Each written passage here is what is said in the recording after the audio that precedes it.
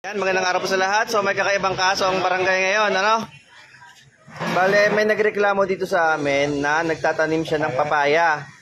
Papaya, meron siyang tanim na 50 punong papaya. Madalas doon ninanakaw. Kaya ang ginawa niya, nilagyan niya ng initials niya. Tapos, ang kasamaan pa noon, tinurukan niya ng laso ng daga. So ito, na-recover to sa tindahan dyan sa may Pustema.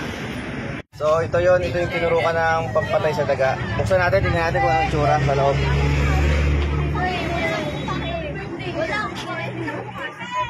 Hindi kaya malason din yung kusilyo natin dyan? Ayun.